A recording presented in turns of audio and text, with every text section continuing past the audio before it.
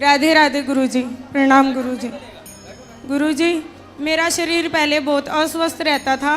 जब मैंने आपकी कथा सुननी आरंभ की तो मैं बिल्कुल स्वस्थ हो गई और मेरा मन प्रभु भक्ति में लग गया और मैं आनंदित रहने लगी। मेरा शरीर का सारा कष्ट चला गया और मैं घर के कार्य में भी माता पिता की सहायता करती थी और पढ़ाई भी करती थी। लेकिन बाद में गुरुजी पता नहीं क्या हुआ, कुछ समय के बाद है ना मैं फिर से अस्वस्थ हो गई और मेरे अंदर जैसे आप कहते हो ना काम, क्रोध, लोभ, ईर्ष्या, अहंकार, ये सब विकार आ गए और मैं ना माया के अंदर फंसती चली गई। फिर से प्रेमानंद बाबा जी है ना, जो उनकी मैं वीडियो सुनने लग गई तो वो जो बताते हैं ना कि साधक के मन में ऐसा आता है जब वो साधना के पथ पे चलता है, तो मेरे मन में सब वही विकार आते हैं। तो मैं जो उपाय बताते हैं प्रेमानंद बाबा जी कि नाम जप करो, अधिक से अधिक प्रभु का सुमिरन करो, वो करती हूँ तो वो कम हो जाता है, नहीं तो मुझे विकार घेरे रहते हैं। विकारों से मुझे मुक्ति नहीं मिल पाती। और है ना मतलब मुझे कान में ना एक अजीब सी आवाज़ सुनाई देने लगी कि हमारे जो लड्डू गोपाल जी हैं कि है ना जैसे आरती करते हैं उनकी, तो वो अग्नि उसे जला देगी, तेरे काना को तो ये हो जाएगा। मैं रोने लगी, चिल्लाने लगी कि मेरे प्रभु को कुछ नहीं होना चाहिए। लोगों ने कहा कि भगवान है, भगवान को थोड़ी ना होता है। तो वो मेरे कान से आवाज़ नहीं जाती तो मैं अजीब हरकतें करने लगी। तो मेरी माता जी को ऐसा लगा कि मेरे अंदर कोई प्रेत आ गया। तो ये मुझे ना बाबा त्रिलोक भारती जी हैं जो शंकर जी के भक्त हैं, जिन्होंने 5000 साल पहले पृथ्वी में समाधि ले ली थी। तो वहाँ पे ऐसा है जैसे बागेश्वर में है और मेहंदीपुर में है, तो ऐसे उसमें तो मुझे लेके गए पर मेरे अंदर कुछ नहीं आया। बस मैं एक ही कहती रहती, उस जिन बाबा जी के लेके गए उन बाबा जी से भी मैं यही बोली कि बाबा जी आप मुझे ना मेरे कान्हा से मिलवा दो, मेरे मोहन से मिलवा दो। तो जो बाबा जी की मूर्ति है वहाँ, उससे आवाज़ आने लगी कि तुझे तेरे कान्हा मिलेंगे।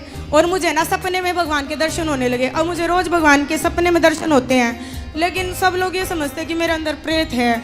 तो अब आप अगर आप कह देंगे कि कुछ नहीं है तो सब मान जाएंगे। तो कौन बोल रहा था कि प्रेत है? मेरी माता जी बोल रही हैं। और एक है ना हम जहाँ धाम पे गए थे ना वहाँ कोई, कहाँ माता जी कहाँ है? वो उधर है। मैया काहे तुम भूत प्रेत के चक्कर में पड़ी हो हैं? समस्या कितनी विकट है कि आजकल के बच्चे ज़्यादा पूजा पाठ भक्ति भाव करने लगे तो माँ बाप टेंशन में आ जाते हैं, है ना। उनको लगता कहीं ये ज़्यादा साध्वी ना हो जाए, साधु ना बन जाए। जबकि शराब पीने लग जाए बच्चा, गलत राह पर चलने लग जाए लड़कियां, तो माँ बाप को इतनी फिक्र नहीं होती। उनको लगता है ये तो फैशन है, ये तो चल ही रहा है। पर अच्छे बन जाए तो दिक्कत है। तो काहे दिक्कत हो रही है आपको? राधे राधे गुरु जी। दिक्कत ये थी जी, ये ना पागलपन करने लगी, सारा सामान फोड़ने लगी, मेरे को मार कूट करने लगी, अपने छोटे भाई को मारती थी। मतलब ये देखो मेरे दांत वगैरह भी इसने तोड़ दिए, जुरखे बुरखे ऐसे बहुत बुरी तरह हरकत करने लगी। इस वजह से तुम अपनी माँ को काहे मारती हो? मैंने माँ को नहीं मारा, बताऊं? मैंने आपको बताया मेरे अंदर आवाज़ सुनती। जैसे ये आरती करने जाती ना प्रभु की, जैसे मैया आरती करने जाती प्रभु की, तो वो अग्नि तेरे कान्हा को जला देगी। ये जो तेरी माँ है ना, ये माँ नहीं है। जैसे पूतना आई थी कृष्ण को मारने के लिए। ऐसा कौन बोल रहा था? पता नहीं, अपने आप आवाज आती। मैंने मैया को बताया कि मेरे को आवाज आती है, तो ये सोची मेरे अंदर प्रेत है। और फिर माँ को मार दी तुमने? मारा नहीं गुरुजी। माँ कह रही दांत तोड़ दिए? नहीं गुरुजी, मैंने नहीं मारा। आप कहते हो ना कि माता पिता की सेवा करनी चाहिए, आप जो कहते हो ना मैं खुद करने की कोशिश करती हूँ, लेकिन मेरा शरीर अस्वस्थ है। और ये मैंने पता है किस लिए किया था गुरुजी? इन्होंने संतों को गालियाँ दी थी और आपको गालियाँ दी थी, जो मैं बर्दाश्त नहीं कर पाई गुरुजी। मैं संतों को गालियाँ बिल्कुल भी बर्दाश्त नहीं होता। बाबा प्रेमानंद जी को इन्होंने गालियां दी थी, मैं कैसे बर्दाश्त कर लेती। आपने कहा था, सुनो सुनो गुरुजी आपने कहा था कि माता पिता है ना, माता पिता को भगवान के लिए छोड़ना पड़े तो छोड़ सकते हैं, जैसे प्रहलाद जी ने हिरण्यकश्यप को। अरे तो माँ के दांत तोड़ दोगे? नहीं गुरुजी, मैंने नहीं तोड़ा, ये खुद मेरे को मारती हैं। नाम जब करती हूँ ना तो झाड़ू लेके सर पे मारती हैं, चुप हो जा तू, ऐसे बोलती हैं। कोई बात नहीं, भगवान की राह। अच्छा बेटा, भगवान की भक्ति करना बुरा नहीं है, लेकिन भक्ति में ऐसे नहीं हो जाना कि हम अपना काम छोड़ दें, अपनी जिम्मेदारियां भूल जाएं। बेटा काम भी तो करना, पढ़ाई लिखाई आपकी हो गई पूरी? +2 की है गुरुजी, अभी संस्कृत का कोर्स करेंगे। आपने कहा था ऑनलाइन क्लास लगेगी, आप संस्कृत वो तो ठीक है बेटा, पर आपके यहाँ की कोई पढ़ाई क्या क्या कॉलेज वगैरह हो गया आपका? कॉलेज में संस्कृत शास्त्री का ही कोर्स करेंगे गुरुजी। हम ब्राह्मण करेंगे, परिवार से। पर अभी कर कुछ नहीं रही हो? नहीं, अभी कुछ नहीं करे। कहाँ तक पढ़ी हो? +2 की है अभी गुरुजी, अभी कॉलेज में एडमिशन लेना है। तो ले लो ना बेटा, अपनी पढ़ाई पूरी करते चलो, साथ साथ भक्ति करते चलो, अपना काम भी तो कुछ करना है। गुरुजी आप बस है ना एक वचन ले लो, मैं इनको कुछ नहीं बोलूंगी कि ये संतों का कभी अपमान ना करें। नहीं, संतों का अपमान क्यों करती हो आप? चलो बात करो, क्या बुराई है संतों में? गुरुजी मैं आपको बता नहीं सकती, ये इतनी परेशान करती है, इतनी परेशान कोई बात करती नहीं, वो परेशान करती है माना की। गुरुजी अपना एक भी काम नहीं करती, पानी पी के गिलास का बर्तन भी नहीं उठाती है, ऊपर से इसके पापा ड्रिंक करते हैं, मेरे को वे भी परेशान करते हैं। इनकी सारी जिम्मेवारी मेरे ऊपर है, घर की जिम्मेवारी मेरे ऊपर है, पढ़ाई ना ये पढ़ती ना कहना मानती, सारा दिन गाली गलौज करती है, दौड़ते आपस में लड़ती है ना वैसे लड़ती है। इसका छोटा भाई स्कूल से आता है, स्कूल की बात नहीं बताने देगी, मेरे को सोना है तो चुप हो जाओ, मेरे को टीवी देखना है तो चुप हो जाओ, मेरे को संत की बात चुप हो जाओ, हमें नहीं बोलने देती है। कमरे 3 है गुरुजी, एक में मंदिर बनाया, वहाँ नहीं किसी को जाने देती। घर मेरा बहुत छोटा है गुरुजी, मेरे को कपड़े ऊपर धोने होते हैं, ऊपर नहीं चढ़ने देती, ना कपड़े सुखाने देती ना तारने। मेरे लड्डू गोपाल के हाथ नहीं लगाना, मेरे भाव से मैं पूजा करूँगी, उस वो मुझे स्वीकारनी है, मेरी तरह से पूजा करो। गुरुजी ये बताओ कि हमारे कुछ भी भाव नहीं है, मैं बेटी की अधीन हूँ क्या पूजा करने के लिए?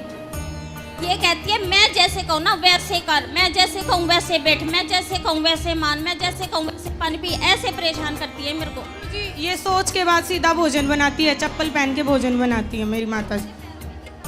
कोई बात नहीं, देखो हर साधु से, हर संत से, हर गुरु से ना माँ ही बड़ी होती है बेटा। हम तो आपको बाद में मिले, कोई भी साधु बाद में मिला, आपको पहले माँ मिली। आपकी माँ ही थी जिसने आपकी मालिश की, आपको नहलाया धुलाया, उंगली पकड़कर चलाया। इसलिए आपकी माँ से संत, कोई भी साधु संत बड़ा नहीं हो सकता, ना हम बड़े हो सकते हैं ना कोई भी साधु।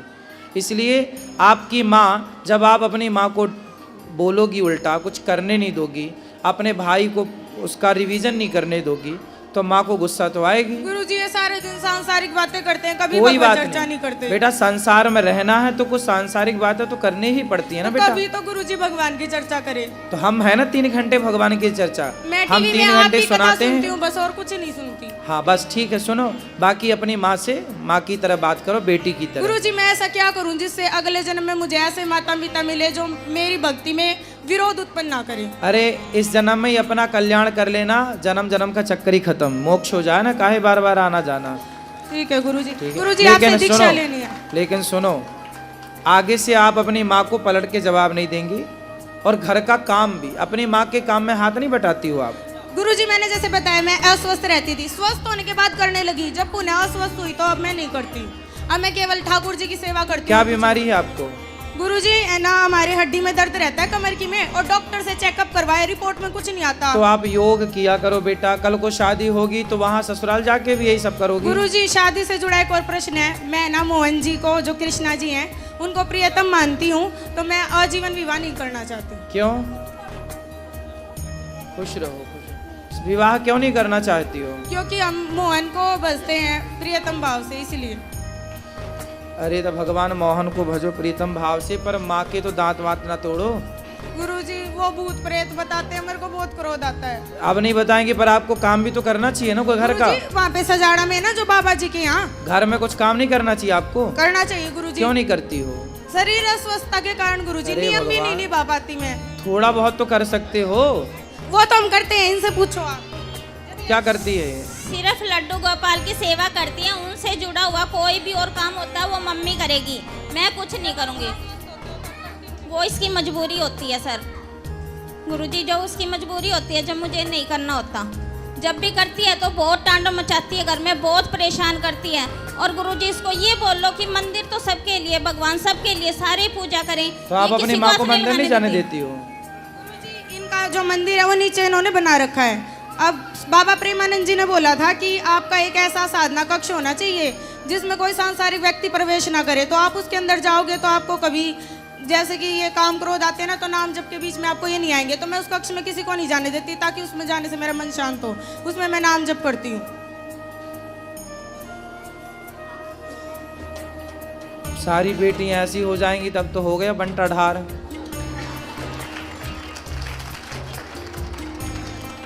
बेटा भक्ति का तुम लोगों ने अर्थ ही गलत कर लिया, ये गलत ट्रैक पे चली गई आप। भक्ति का मतलब यदि ये है ना, तो पूरे देश में अकर्मण्यता फैल जाएगी तेजी से। यदि भक्ति की ये परिभाषा आप लोग मानने गुरुजी लग मैं ना गए सारा काम तो करूंगी, सारा लेकिन आप बंटाढार हो जाएगा देश का। गुरुजी आपने कहा ना पढ़ाई भी करूंगी, घर का काम भी करूंगी, लेकिन संतों का अपमान नहीं सुन पाऊंगी। संतों का अपमान कोई नहीं करेगा। आपकी माँ को आप परेशान करती हो तो बोलेगी माँ, तो इसमें क्या गुरुजी है? मुझे बोले ना, आपको क्यों बोले? कोई बात नहीं। आपकी माँ भाई, आखिर ये सब दिमाग में माँ को तो ये लगता है कि आपके दिमाग में चारा भूसा संतों ने डाला है, तो वो संतों को गाली दे रही हैं। लेकिन आपको ना संतों की भाषा ऐसी नहीं होती, संतों का कहना ऐसा नहीं होता जैसा आप मान रहे हो। सांसारिक क्या होता है भाई, देखो काम क्रोध लोभ मोह इतना बुरा नहीं है बेटा, इतना डरना नहीं है इन चीज़ों से। ये सारी चीज़ें अच्छी हैं। काम ना होता तो आपका जन्म कैसे होता, क्रोध ना होता तो ये बच्चों को डांटता कौन, व्यवस्थाएं कैसे होती, लोभ ना होता तो फिर कोई काम ही क्यों करता, क्यों फिर कोई पैसा कम, कैसे फिर देश की अर्थव्यवस्था चलती। तो लोभ, काम क्रोध लोभ। मोह ना होता, गाय अपने बछड़े को चाटे ना, उसे प्यार ना करे, उसे दूध ना पिलाए तो बछड़ा मर जाएगा। तो गाय को बच्चा पैदा करती एक मोह जागता है, जैसे माँ को बच्चा पैदा होती उसको एक मोह जाग जाता है कि मेरा है। और यदि वो मोह ना जागे तो कोई माँ छाती से क्यों लगाएगी बच्चे को, क्यों दूध पिलाएगी? वो मोह ईश्वर की एक व्यवस्था है, बुरा नहीं है। संसार में उनकी परिभाषा हम कथा में समझाते हैं। मोह हो कैसा हो, गुड मोह तो हो, बैड मोह ना हो, अच्छा मोह तो हो, बुरा मोह। संसार से मोह ना हो, पर जिम्मेदारियां जो हैं वो तो पूरी करनी है ना बेटा। गुरुजी मैं आपसे बारंबार क्षमा चाहती हूँ, क्योंकि मेरी वजह से आपको अपमानित ना, हमें कोई दिक्कत नहीं मैं बेटा, आपसे बारंबार हमें सम्मान अपमान की कोई चाह नहीं है, हमें कोई दिक्कत नहीं है। बस आपकी माँ खुश हो ऐसा काम करो। आपकी माँ ही आपके लिए सबसे बड़ी। की और सुनना आपको पड़ा मेरी वजह से। कोई बात है, हमें कहाँ कुछ सुनना पड़ता है, गुरुजी हमें- बोलते तो आपको ही है ना सब। कोई बात नहीं, चलता है, हम लोग पचा लेते हैं गुरुजी सब। मैं भी क्षमा मांगती हूँ, क्योंकि मेरे ये नहीं, क्षमा विचार मांगने डालना की नहीं जरूरत है। ही नहीं है। मेरे आप ये विचार डालना नहीं है सर, गुरुजी क्षमा करना। ये ऐसे कहती है सर्वप्रथम मैं हूँ, मैं आदि शक्ति हूँ, मैं कुछ भी हूँ, मेरे पैर पकड़, पड़ोस में गली में खड़ी होगी ये मेरे से पैर पकड़वाती है। गुरुजी ऐसा कुछ नहीं है, एक भगत है, मैं आपको बताती हूँ। वो भगत क्या है, वो जपता तो राधे राधे है, लेकिन वो है ना ऐसे तांत्रिक टाइप में है। कौन? कोई भगत है, हासी में रहता है, आपके पास भी आया था वो, उसका नाम है राधे श्याम सोनी। ठीक है। और है ना वो है ना जपता तो भगवान का नाम है, करता तो भगवान की पूजा है, सारे दिन गाय माता की सेवा करता है, लेकिन है ना वो है ना ऐसे कहता है प्रेत होते हैं, और वो सबके अंदर से प्रेत भी निकालता है। तो ये है ना ऐसे कहता है कि है ना तेरी लड़की के अंदर प्रेत है। तो मैं बोली मेरे अंदर क्या प्रेत है, मेरे अंदर तो राधा रानी है, मैंने ऐसे कह नहीं, दिया। कोई प्रेत व्रेत के चक्कर में ना पड़ना, प्रेत व्रेत नहीं है कुछ भी। फिर आपकी वीडियो सुन के ये मानने लग गई है कि प्रेत नहीं होता है। भूत प्रेत कुछ नहीं है, ये सब चक्कर में ना पड़ो।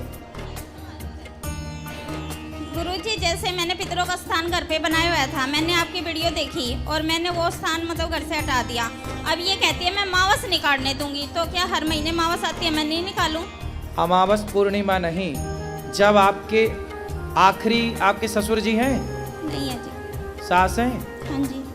तो जो ससुर के मृत्यु की तिथि है, सिर्फ उस तिथि में, हर महीने की तिथि या साल में एक तिथि, केवल वही, उस तिथि में आप ब्राह्मणों को, कन्याओं को, दीन दुखियों को ये भोजन करा सकते हैं।